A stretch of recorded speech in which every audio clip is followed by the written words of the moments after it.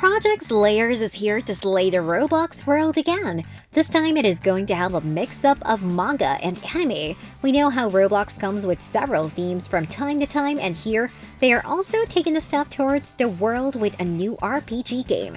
Now in this video, I will provide some best guide and tips for beginners in Project Slayer. But before starting the video, make sure you hit the subscribe button and also press the bell icon too. Now let's get started. You don't have to deal with many complications in this game because the aim of the players is pretty simple. There are enemies to fight here, and there is also a map placed on the game where we can earn many rewards and secrets. So if you really want to be the best player for this evolving Roblox game, stay with this Project Slayer's Beginner's Guide and let us fix.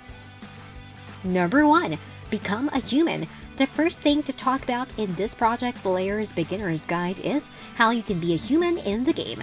Players have to farm through their first 2 quests, and they need to complete them right until they manage to farm Zuko into level 12. After you come to level 12, it is time to find a perfect trainer as you like, and then you can complete the missions. These missions will be assigned to you by the chosen trainer. You have to do your quests and make sure to manage to finish your final selections.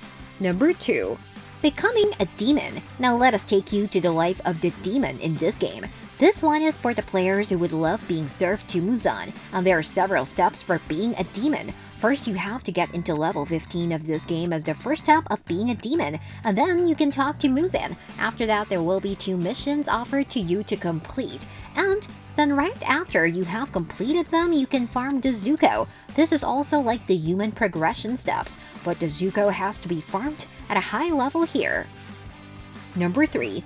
Project Slayer's Human Bosses. There are several human bosses you can see in this game, and they all have their specific drop locations as well, so we are going to look into them one by one. Cannon Boss. Cannon Boss, or the Bandit Cannon, is coming at the early phases of the game and players need to defeat him. He is from the Ushumeru village, and in the game this boss is a part of the Grandpa Shiran questline. Cannon can attack by using his claws. Zuko Boss. This is the next human boss who will be a part of the Somi's questline, and when the player manages to defeat him, Zuko can drop a special item for the players. Usually Zuko comes from the outside of the village of Kirabating. Number 4. Project Slayer's Slayer Bosses. Next, let's have a look at the Slayer bosses from the Project Slayer's Beginner Guide. Sabito. Sabito comes in the middle part of the game, and he uses the water for his breathing. The Sabito will use the water moves for attacks, and when you manage to defeat him, he can drop a special item. Shiran. Shiran comes from the mid-late game of Project Slayers, and she was a Shinobu student in the game. Shiran can attack by using insect moves, and when you manage to defeat her, she can offer a special move to the insect users. Zangetsu Kuchi. Zangetsu is coming from the mid-game, and he is not using the water like Sabito for breathing. Instead, he is using the thunder. When thunder users manage to defeat him, they have a slight chance to earn a special move. Tsunemi. Tsunemi, as the last boss from this Project Slayer's game, comes from the mid-game, and for his attacks he will use the wind moves. Wind users can defeat him and take a chance to earn a special move as an award. Number 5. Project Slayer's Map Locations. There are several maps associated with the gameplay. Kirabating Village. This is the starting part where you can choose to be a demon or a human. Zapiwara Cave. You can access all the options on a cave here. Ushumeri Village. This is close to the Zapiwara Mountain. Zapiwara Mountain.